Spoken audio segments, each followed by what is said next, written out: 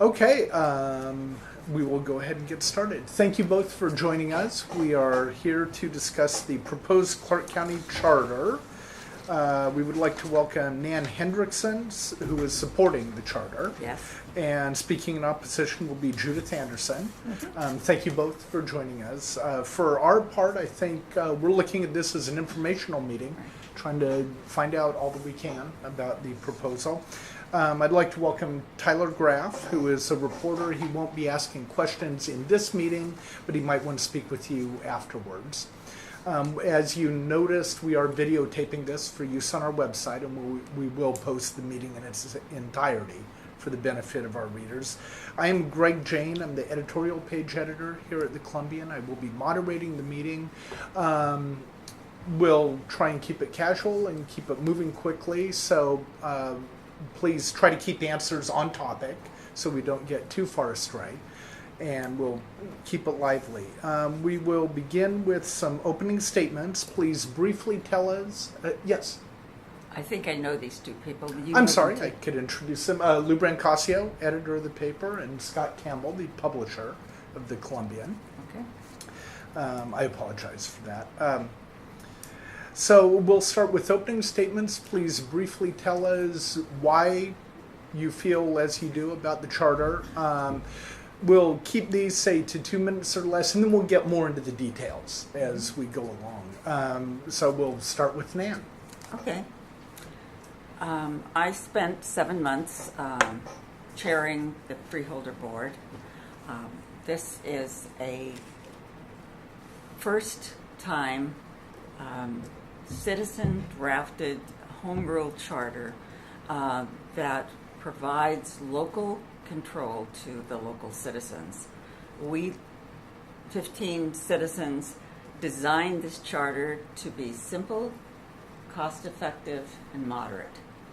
And we kept to that goal the entire time. Actually, the system, although some folks have been portraying it differently, is very much in line with our U.S. Constitution, because the major thing we did was take the county commissioners' positions that are currently both legislative and administrative and split those into two branches, administrative, executive, others call it, and legislative, to go along with the judicial, which is exactly what our forefathers designed in the Constitution. This separation brings the policy making still all goes to the legislative body. We're not taking any of their legislative power away. Plus, they hire and fire a manager. So they're in control of the budget, all the legislation, and hiring and firing a manager. It also brings the policy-making elected representatives closer to the citizens that they represent by increasing the number to 5 from 3, and also 4 of those will now, for the first time, be elected by district. So you'll have more districts, and they'll be answering just to the voters in their district. The third thing it does is ensure professional management in a very complex, large county government. The 1889, when the current commissioner form was given to us by the state of Washington, we had only 11,000 or so citizens, and it probably worked really well for road commissioners.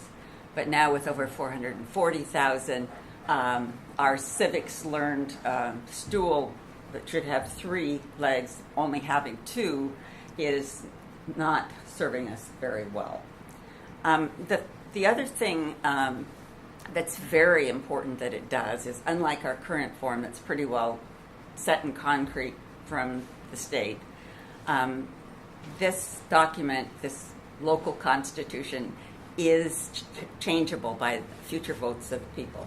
So it can grow and evolve over time. Plus, for the first time, county residents will have the right to local initiative and referendum powers. Whether those are severely limited by state law or not, within the laws of the state of Washington, they will have those powers. The I think I would like to just get to details later, but bottom line is, with those changes, we feel we're taking a huge step forward for Clark County governance, and the freeholders were proud of what they have done. Thank you. Now, Judith, why should people oppose this? Well, I first like to just clarify that right now we have a very solid representative democracy here in Clark County. The power rests with the people and the commissioners, and if you don't like them, you vote them out. It's really a very modern idea, the concept of a representative democracy. And they have the power to act and speak on our behalf, and if they don't, we can unelect them. We can vote them out. So that's what we have. And my focus as a citizen has always been government accountability. And the charter throws up a firewall between the citizens and their county government. Right now, as I said, it's directly accountable to the voters. They are charged with listening to constituents, coming up with solutions, and implementing them. And you know exactly who to hold accountable. You talk to them, something doesn't happen, you know where to go. You talk to them, you have come up with something, they hear you, they come up with a solution, and they have the power to implement that solution. So the line between the representation of a problem or an issue to the resolution of that is very clear, and it's very clear who is responsible. Now,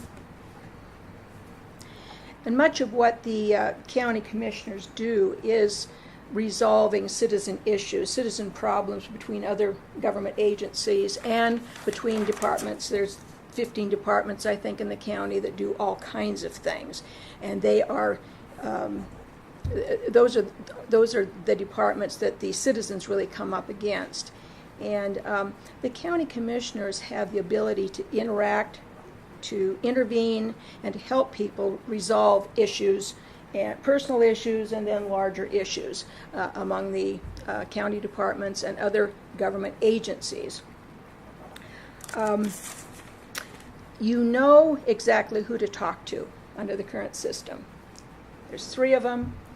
You can talk to them about literally anything, any issue, whether it's a tax, a fee, a project, a policy. They are open and available to you. And you know where the responsibility lies. If things don't move, you know who to talk to and who's responsible. And if they don't appear to be listening, they don't appear to be responsible, you have the ultimate check on power, which is the vote. And you know when you're talking to them, and they know when you're talking to them, that if they aren't responsive, they know you have the power to unelect them or to vote them out. Okay, so I guess I'm not clear on when you say that you have the power to vote them out, but that wouldn't change. Under the charter, wouldn't, first of all, the commissioners would be from a specific district. So wouldn't that improve the citizens' ability to go to the person they need to go to? And the citizens would still retain the ability to vote them out. Yes, they can. But the power of the counselor now will change. There will be a counselor. And they won't have the ability to go directly to a department or directly to a resolution. The charter requires that they request information, that they refer a problem to the council chair. The council chair is to set up a process by which a constituent problem can be addressed. All of this becomes very bureaucratic, so that's what I mean by the firewall. The citizen has a problem, an issue, they may mention it to the counselor, but the counselor will have to say, well, we'll talk to the council chair, see if he'll put it on the agenda, see if he'll come up with a process for resolving your issue. Or maybe we will refer it to the manager or to the staff, but the counselor is not able to do that directly. So that's a huge firewall between the counselors. So if they have less power and they don't have the ability to talk directly to the people that can help us resolve the issue, then no matter how many representatives they have or how far you cut and dice the districts in the county, if they don't have the power to speak or act on the part of the citizens, what difference does it make? And Nan, what about this notion of a firewall? I think that there's been some misunderstanding. We thought we worked really hard to make this language clear, but certainly the council members still have strong voices. If it's a policy matter, they might want to work with the chair. They could bring it up to other council members. There will actually be 5 now, so you could talk to someone else without being illegal. With 3, you cannot discuss county business. And as far as the not as them being more accountable now, I'm hard pressed to see a system where you have 4 bosses. Each employee has 4 bosses. They've got the paid administrator, and then they've got 3 county commissioners with different value systems, different ideas about what should happen, giving orders to these folks. To me, it's much easier now for all 4 of them to point the finger to the others. With this new system, yes, it's recommended that if it's an implementation of policy issue, a strictly administrative issue, that the best person to take that to is the county manager, who will have a system set up to make sure that those concerns are taken care of. We even provided in there, just to give a little more slack, that with the consultation of the manager, those folks could go and speak with the department head that's involved. But what we're trying to get at, and what I worry about from what Judith explains, is a system of favoritism in implementation of policies, cronyism, and hiring, which this system that we currently have certainly enables and does nothing to preclude, whereas with the new system,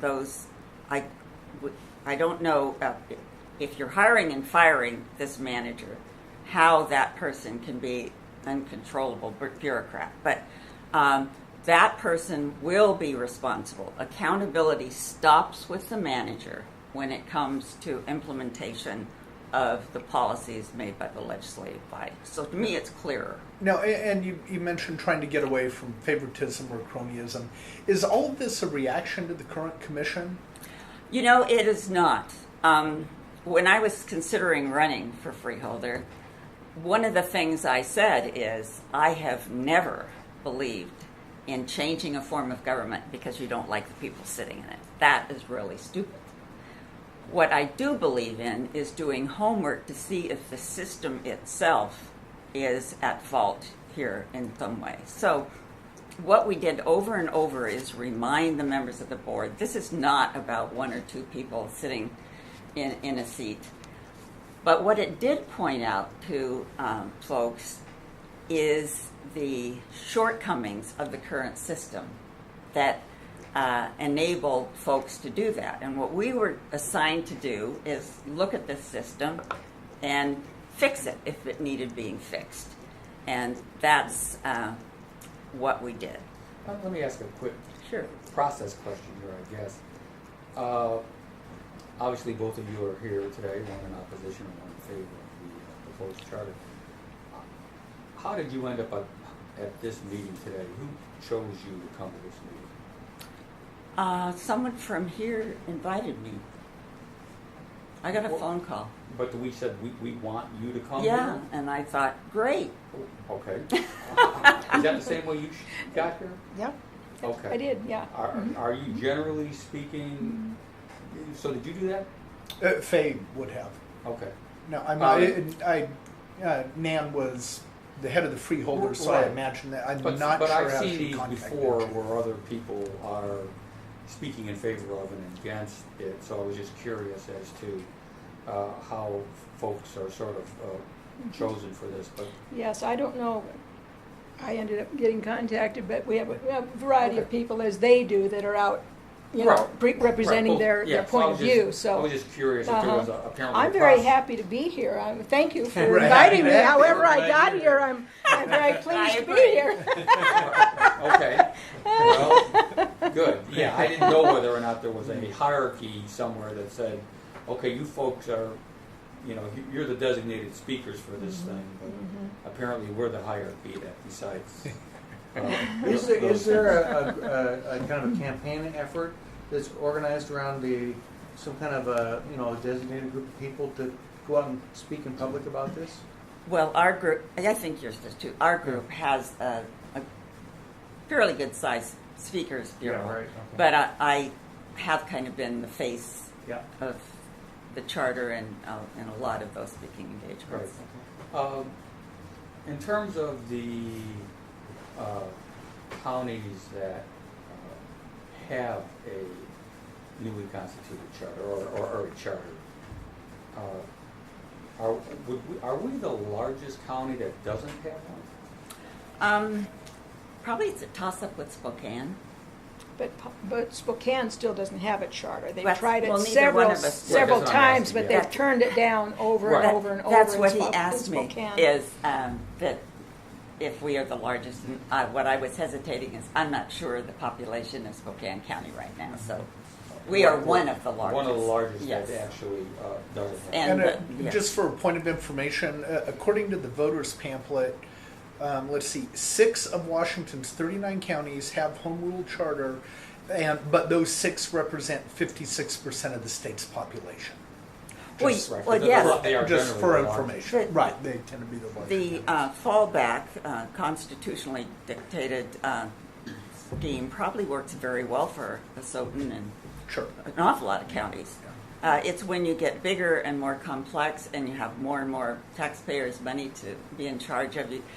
It was in the 40s that actually some of the larger counties began a citizen movement to get a constitutional amendment to allow for charter counties so that they could design their own structures that better fit their local needs. I don't think there's any evidence to indicate that those 6 counties that do have the charter run any better or any more efficiently Sure, than the 33 that Yeah, don't. I was just pointing it out. for Yeah, information. yeah, uh-huh. Yeah.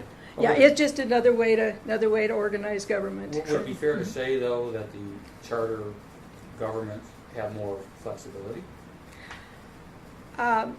I wouldn't say so. I think our county government is very flexible because they can really respond to citizen concerns and big issues, so they're open to the citizen coming in with proposals, ideas, problems, issues, and this system's been in place for a very long time, and they've been very good, actually, at responding to citizen issues and concerns and so on. So I think it's, it's in the eyes of the beholder if you think one is better or more responsive or more adaptable. But I think ours is probably very much so. Of course, the initiative referendum is a whole squishy area, which the proponents are saying will help the government be more responsive and more adaptable, but that whole area is very confusing and extremely limited. I think the citizens are really being confused by that because they're thinking they're getting something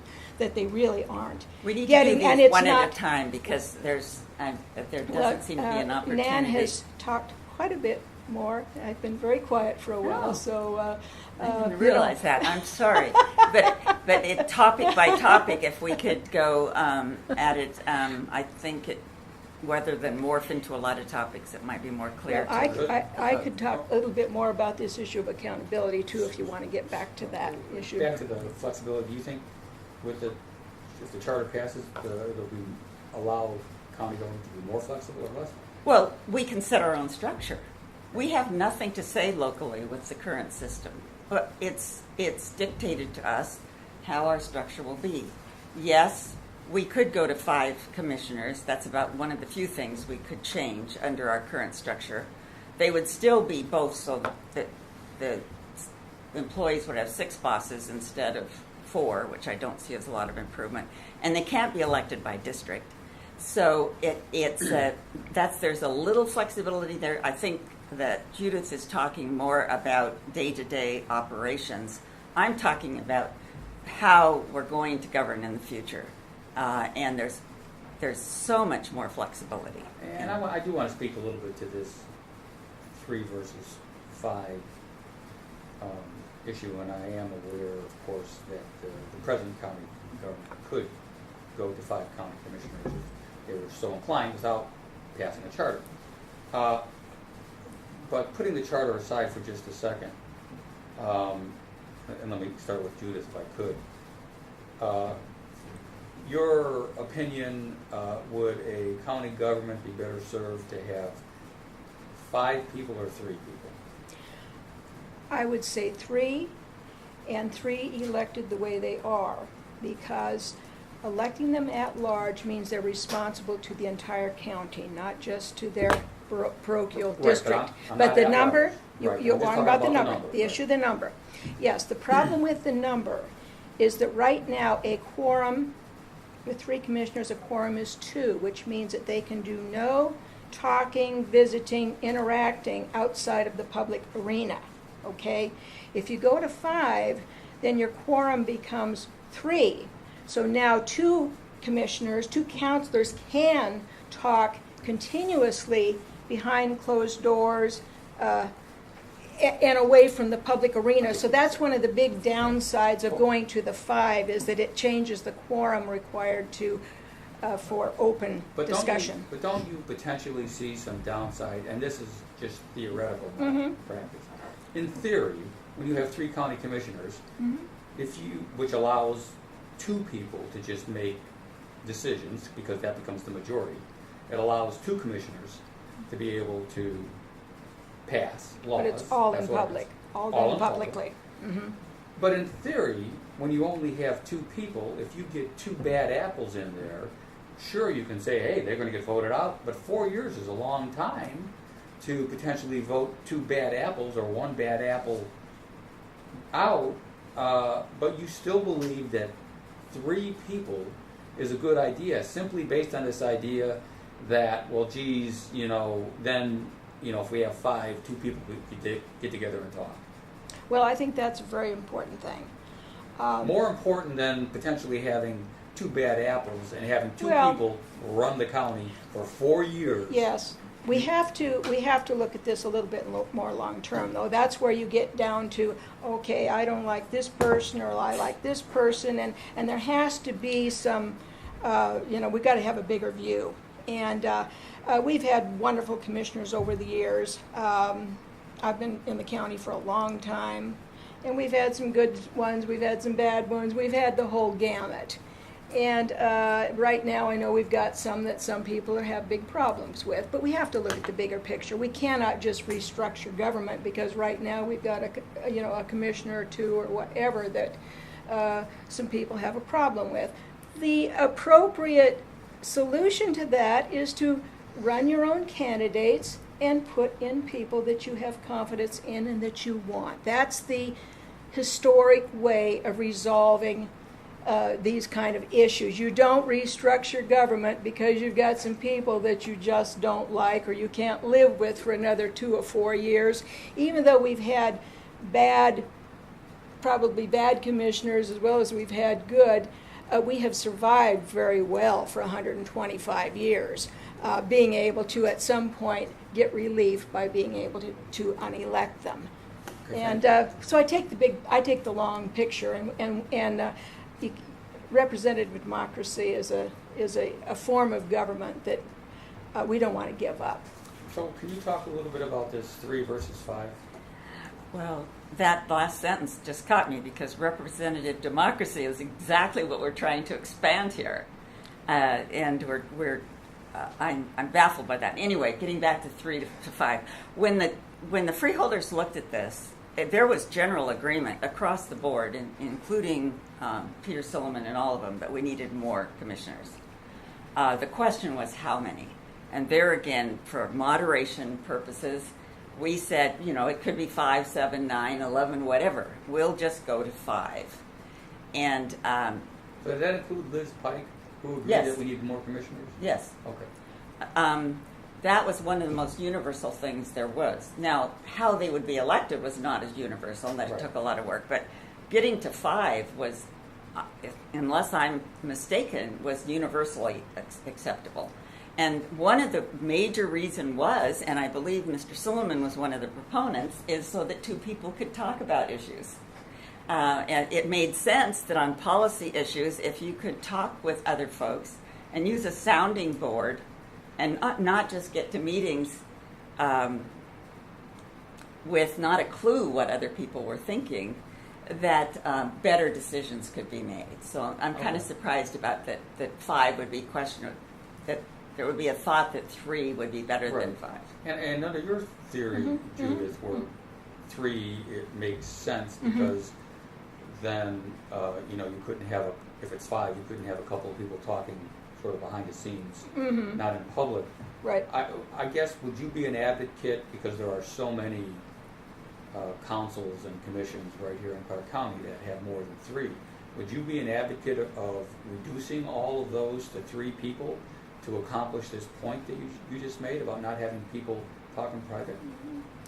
Well, I think that that issue of keeping conversation open in public is extremely important.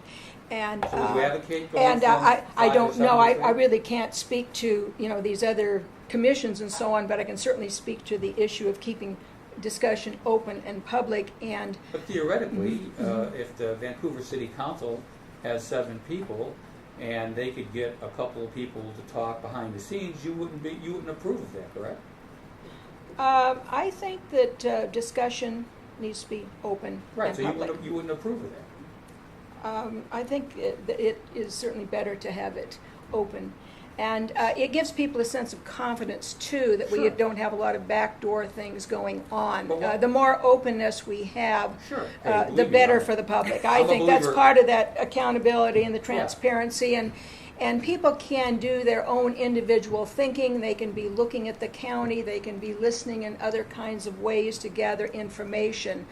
But the discussion needs to be open and public, and that's a reassurance to the people that we don't have backdoor deals Why are going you on. having trouble saying, I think the City Council would be better served to have 3 people on board? Why are you having trouble saying that? Well, the issue of how many council people is kind of an interesting one. In Seattle, where or King County, where they adopted the charter, they've moved it around. Sometimes they've had 13, sometimes they've had 9. They're back. They move it all around, and that's one thing about this proposal is that people kind of like to know where their government stands and where it's going to be and who's responsible and how things are set up. What we're looking at here is a huge change, a huge restructuring of the government, and then kind of an ongoing kind of restructuring where we change the council, we add people, we we reduce them and so on. That's unsettling, and I don't think that's good for good for government. Okay, and that's all well and good and fair, but I mean, Uh-huh. I think you would concede you're not going to answer that question, whether or not you think the Vancouver City Council or any council should come down to 3. I don't have. I really can't focus in on that as far as what they're doing or not doing. I don't But see. philosophically, you don't like people talking, outside of the public. Philosophically, you should be in agreement with the idea that it makes sense for city councils to come down to 3 people.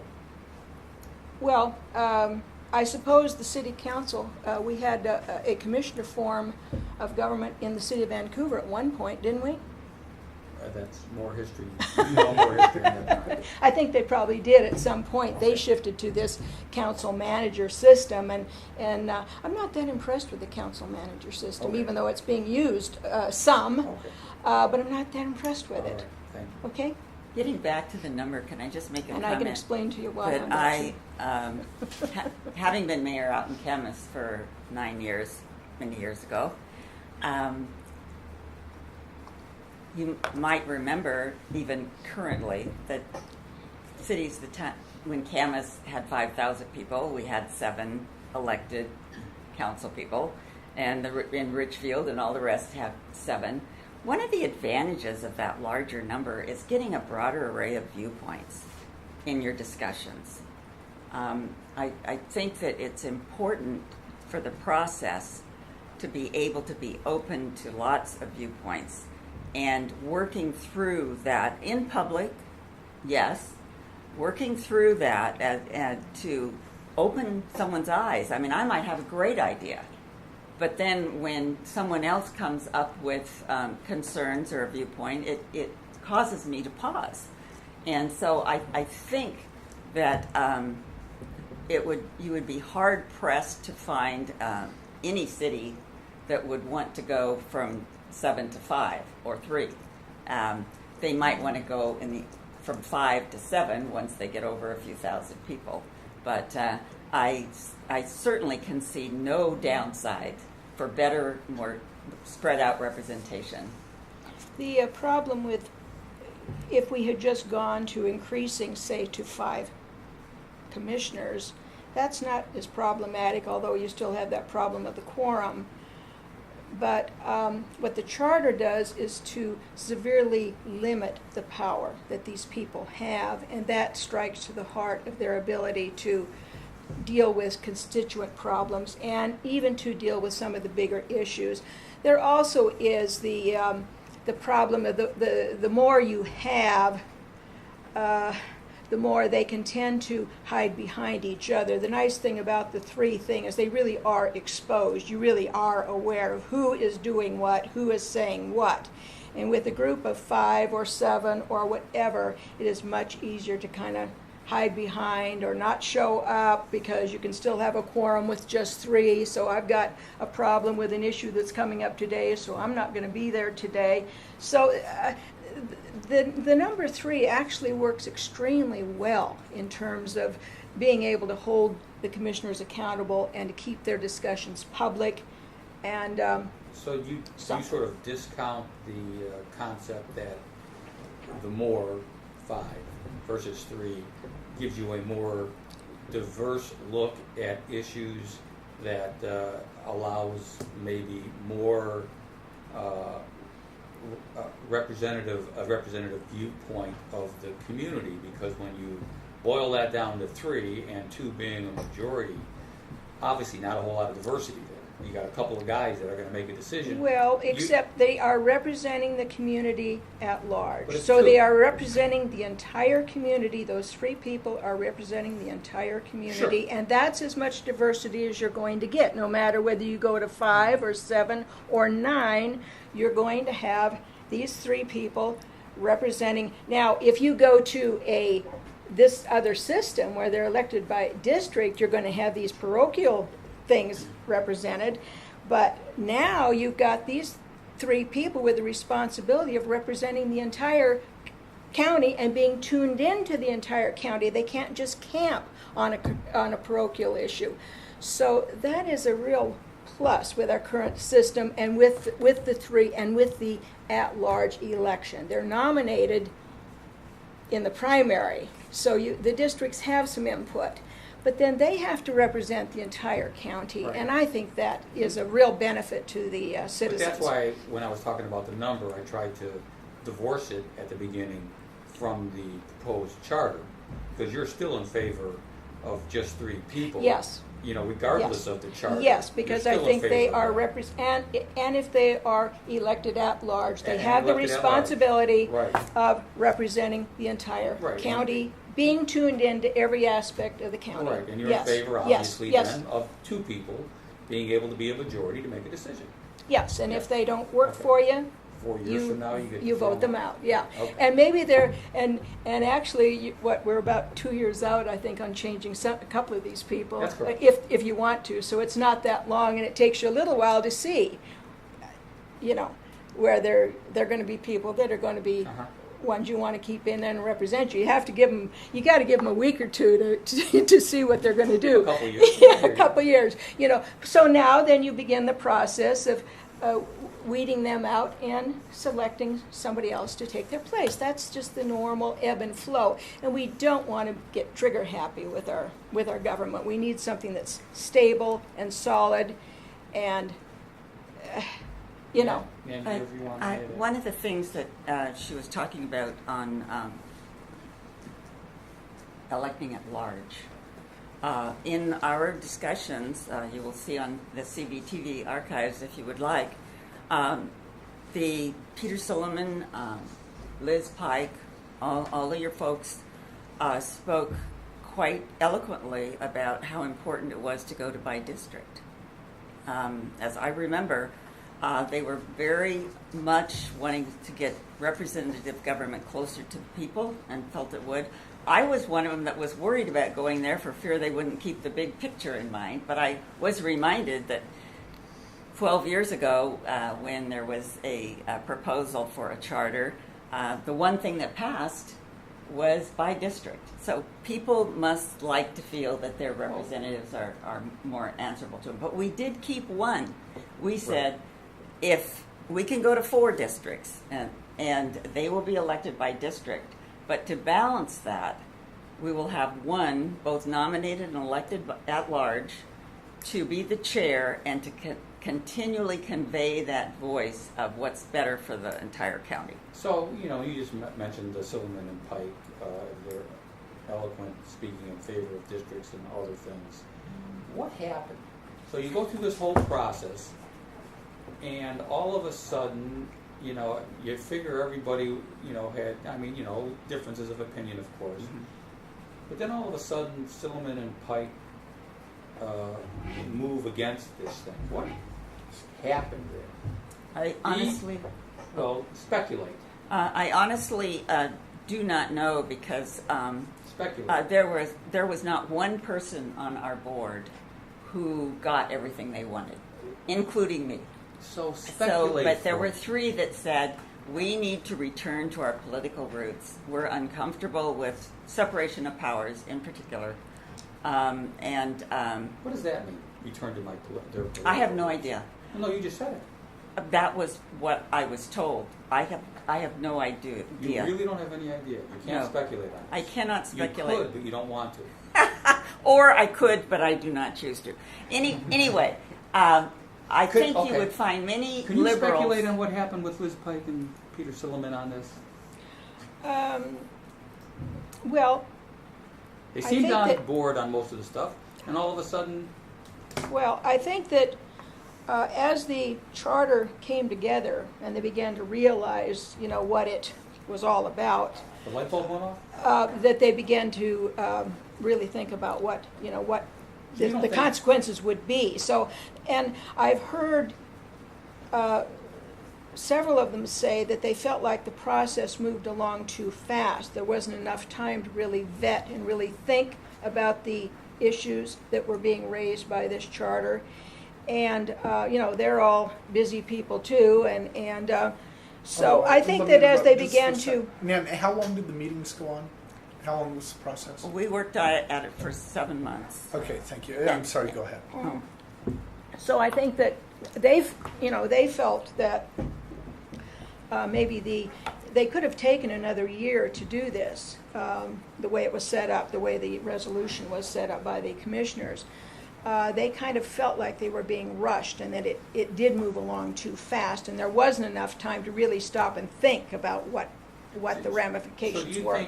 Do you think there wasn't any outside influences that, for example, Representative Liz Pike, you don't think there were any outside influences that convinced her that she should go against this? Well, Liz is one of the people that kind of uses the firewall word now, that she is very concerned that these representatives are going to be limited in terms of what they can do and their opportunities to speak on behalf of constituents. So I think even though maybe there was some thinking that you could expand the represented or the commissioners, but when you take their power away, the fact that you've expanded them, you have not increased, Right. But that's- constituent but that's help. not- So that's that not the may have been a factor Yeah, but in that- her thinking. Right, but I that's don't not know. an outside. That's not answering the question. You think there were any outside influences? I mean, for example, Well- do you think Commissioner David Madore may have had a discussion with her about why she should be against this? I was one of the first ones out over a year ago before the freeholders were even elected. I didn't like the sounds of this charter idea, and looking at who was pushing it, I had severe concerns about it. So I ended up speaking at a meeting out in Battleground. Now, I didn't know Liz from anything because I'm not active as a partisan. I've always worked issues, and I haven't worked as a partisan, so I don't have the inside track on any of these people. But I made a presentation out there about my concerns, and Liz happened to be there. And Ann Rivers was there too, and there were others. The room was full of freeholders, and Greg Kimsey was there, and there was just a lot of people. And I made my first presentation against this, and so she got some input. A lot of people have gotten input. A lot of people have been talking to these people as the issue has gone along, all kinds of people. And I've had other communications with various freeholders and so on. And so, yeah, it's been a real active process, and Okay, people have been yeah. talking to them all the way along. Right, You know. outside Yeah, influence isn't yeah. necessarily a bad thing. But absolutely, there's probably been lots of it. Okay. Probably lots of it. I know I've had put in my 2 cents There you worth. go. Could I just say something about the timing? Yes. That calendar was set up when Ann Rivers was the temporary chair because she got the most votes countywide. That was set up before I was even elected chair at the end of November. So, and the reason, it was a very important reason, is that Ann and others felt it was very important that we save $400,000 for county citizens by getting this done in time to get on the general election ballot. So the folks serving as freeholders agreed 6 months before they adopted it that this made sense to set this as a goal. And every single change to that document, that like the separation of powers, we worked on that in January, and this did not get passed until the end of May. So for people to say they didn't know what was in that document, we did make some changes at the end to make it even more moderate, more palatable to perhaps those worried about the ferocity of the firewall. Yes. But I really have been patient, so I just hope you give me a minute here. That we're talking $400,000. We're talking preparation time. I don't think anyone would say that if they ran for freeholder, they wouldn't be expected to review the materials provided, changes made reflecting the previous meeting, highlighted in the right-hand side so they don't have to read the whole thing, they just read the changes, discussed in each meeting. They're given, we promised and we lived up to it, staff and I, and the executive committee, 5 days to review that. Now, if those folks have not done their homework and realize what is in that document, I say shame on them and not on the process that was deliberative, accessible, open. Even in the minority report, the first 2 paragraphs speak of the wonderful process and how well it was run and how inclusive it had been. And so I find this last-minute accusation about process to be highly suspect. Okay, could I respond to that? Of course. I'm not saying they didn't know what was in it, but in a document of this magnitude, the consequences sometimes take a while to set in. And I think as some people have begun to live with it and think about it, that their minds have changed about it. And certainly adding an unelected manager to the mix, transferring power from these elected representatives to an unelected manager has been a rather startling issue and gives everybody pause. That was To decided. take the power from the counselors and hand it over to. So you have to add in some of the other factors that are a part of the charter, and I think it is reasonable that people are just now beginning to see what the consequences are, and I'm afraid it will be like some other legislation that we've come in contact with here lately, that people are not going to really realize the full impact of what this charter is about until it is actually passed.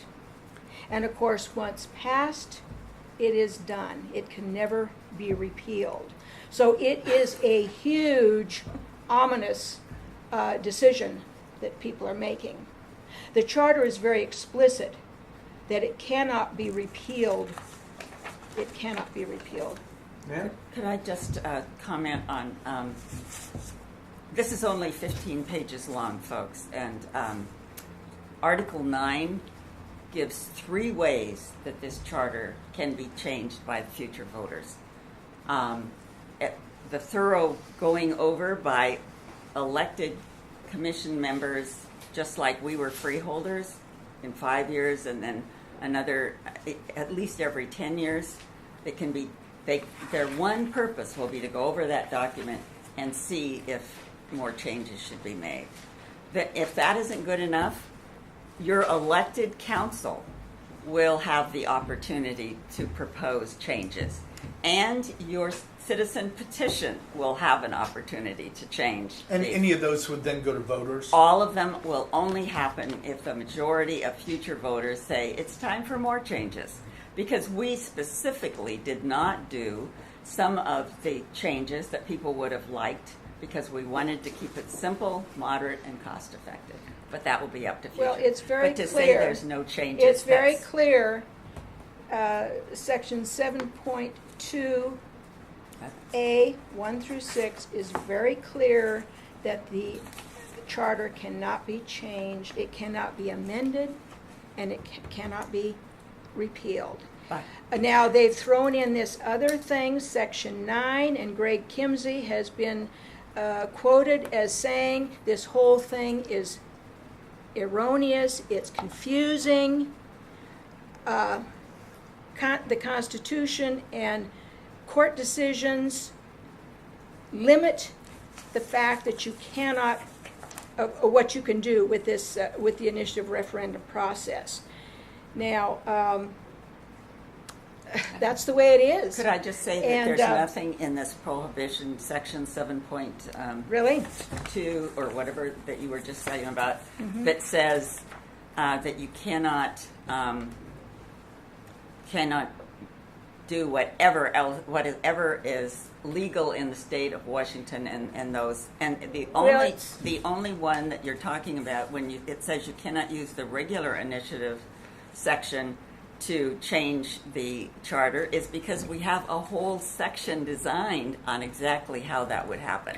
Well, no, this says the following are limited by state or federal law Right. or court interpretations and may not be proposed or adopted by charter. No. This is not freeholder language. By This is initiative, Judith, not by charter, by initiative. It may not be proposed or adopted by initiative. It All said, we've or done- proposed by initiative, Yes. and then down here it says, in that same section, that you cannot amend or repeal this charter under this prohibition of what you can use the initiative process under for. the rules that we Says you set can't. in that section for the initiative, but you have, because You you didn't- have it set up in 9, You in don't section set, Article 9. you don't set these rules. The courts, the Constitution have set these rules, not the freeholders. That's why we were trying to be upfront and let folks know this is a very limited power. In the charter counties, local initiative is not used a lot, but local referendum is, folks. Referendum is your opportunity to take the elected county council's decisions on ordinances and ask the people to rescind them. Well, the And that's- limitations are the same for referendum. But it's Under the used a lot, referendum, it Judith. says the following ordinances are limited by state or federal or court interpretations and are not subject to referendum. And things like emergency ordinances and things that we just wanted to make sure people understood. Clarity and transparency was optimum in our process. We didn't need to tell the folks any of this. We could have just said we give you the right to local initiative and referendum. But we wanted to make sure people understood that it is limited. But within the state law allowances, people in Clark County will have the right to use these tools. And they deserve that right, even if Okay. I'm not a fan. So Here's Craig Yeah. Dempsey. The issue of altering the county charter via initiative is further confused by Section 9.5 of the draft charter, which provides for a public petition process for charter amendments. This section directly conflicts with Section 7.2A, and County Auditor Greg Kimsey, an advocate for the charter approval, says the erroneous statement in Section 7.2A is an error.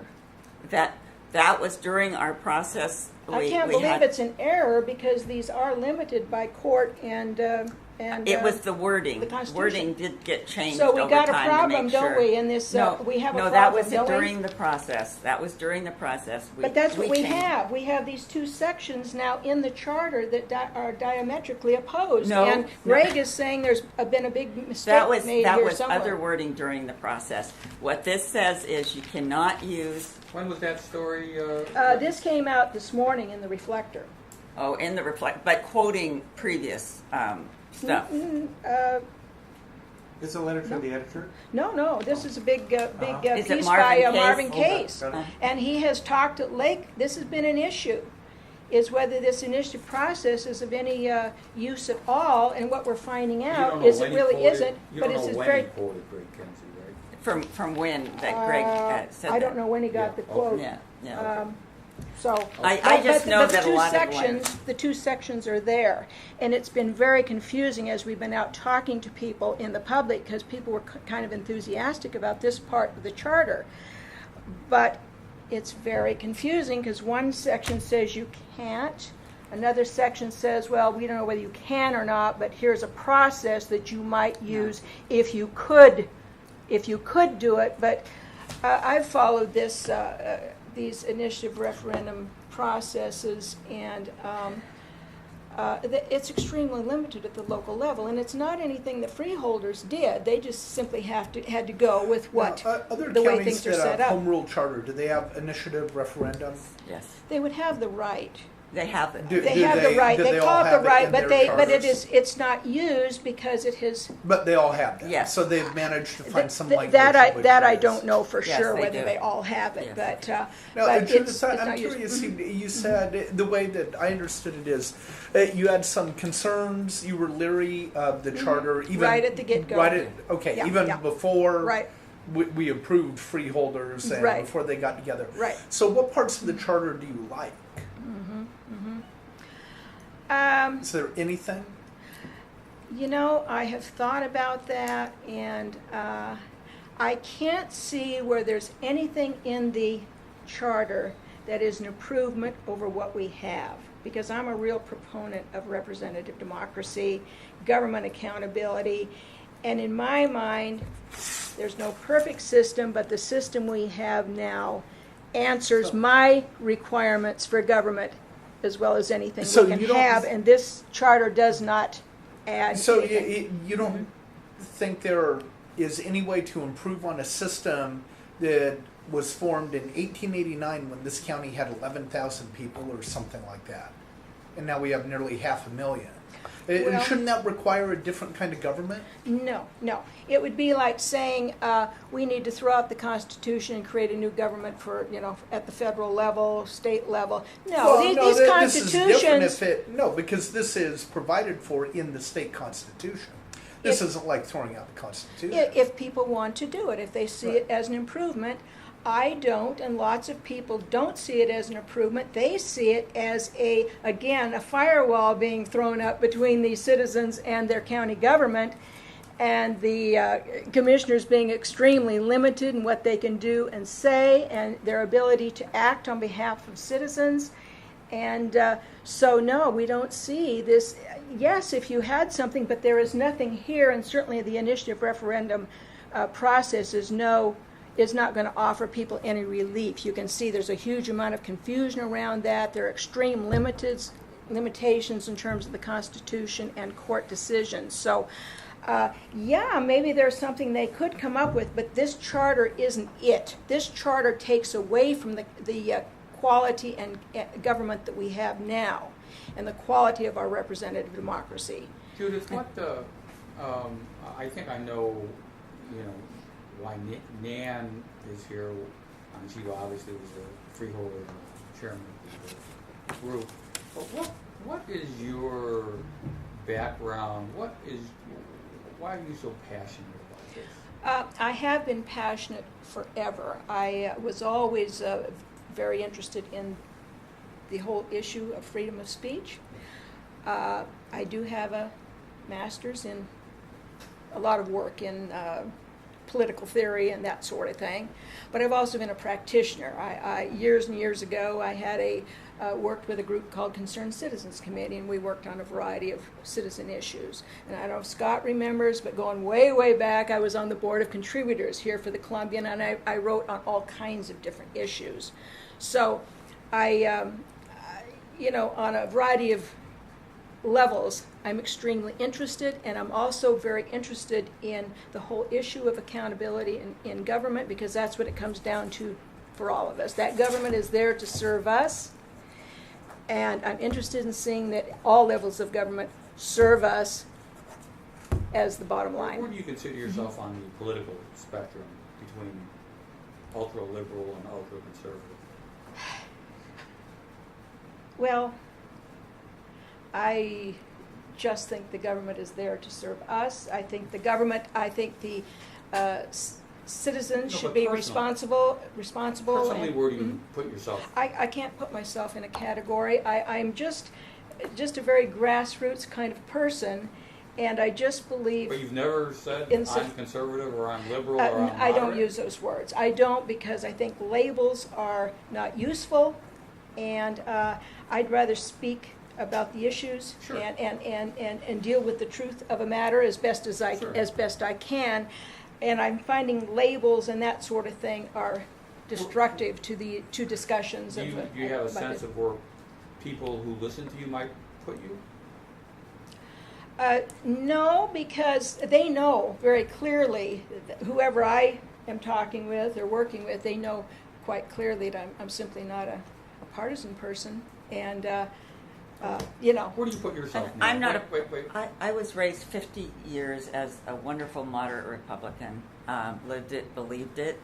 The party left me, and so now I'm a proud independent.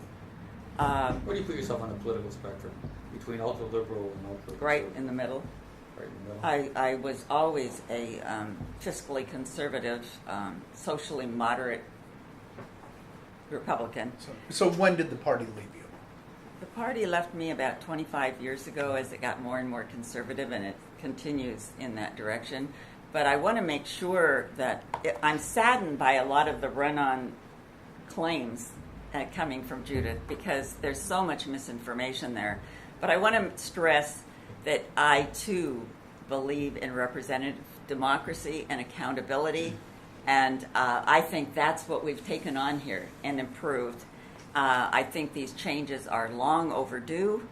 I think they are well thought out and moderately put in place so that there's no reason why people should be fearful, except for those spreading fear and misinformation. I want folks to know that this is in the average citizen's best interest, because it doesn't matter whether you're a liberal or a conservative. What matters is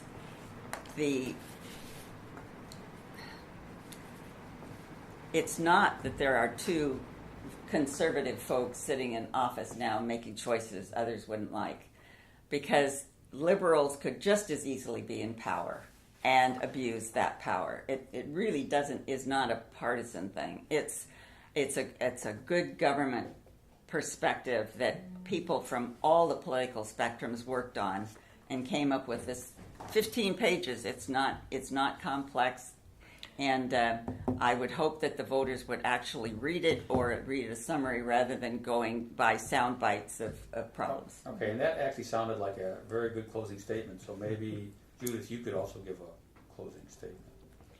Okay, so. All right. Well, the pro-charter people constantly like to say that we are misinformed and we are putting out things that aren't true. I simply work with the charter. I wasn't a freeholder. I'm not an elected official. I simply work with the charter, and what I say to you and what I quote to you is coming right from the charter. That's all. And I have no interest in selling it or anything else. I simply want my fellow citizens to have a chance to really understand what this charter is about, and they need to understand what they have now. I also come at this as an academic, so I'm not in the habit of throwing things out just to get people excited or concerned or fearful or anything like that. I'm simply interested in people being informed and having a good chance of doing that, and the main thing we've done is urge people to read the charter. That if they read the charter, they're continually finding that there are things in there that just don't wash. And that would be the limiting the power of our elected representatives, the commissioners, handing their power over to staff and an unelected executive, putting up this wall of separation between the citizens and their county government. That's what I'm interested in helping people learn about and understand. And I am getting a little tired of them continually saying, it's just so easy to say, well, you don't know what you're talking about. You're just putting things out. No, we aren't. We haven't done that. We aren't doing that. I don't do that. What I'm saying is coming from the charter and coming from a sense of the way the government works now. So Both historically and presently, who is representing the citizens of Clark County? The commissioners are representing them to the best of their ability, and if you don't like the way they're representing you, vote them out. Let's don't restructure our government into something that we really don't know where it's going, what it's going to be about, and it has some facets to it that are extremely alarming. And people are beginning to get that sense of it. No initiative referendum, power in the hands of an unelected manager and staff, and a diminishment of the power of our elected representatives. Okay. Well, That's good. go ahead. Good. No, finish it. That should do it. Thank you very much, Thank both of you, for coming in. Thank Go you. a couple hours, I'm We sure. could. Oh yeah, Yes, but just, we need to just draw the line at response some to the point. last little comments there. I could go on for quite some time. Well, thank you Yeah. very both Thanks of you for very coming. Well, much. thank hope you you- all for the opportunity. I appreciate it very much. I hope you know that we are really encouraging people to read the charter also. Everybody wants to read the chart. That's good. Yep. That's good. Because Yeah. we have found when It people had to happen understand- sooner or later, didn't it? That they started reading the charter. Read it. Everybody Had to get happen going. I spent hundreds of hours writing that charter, so I know what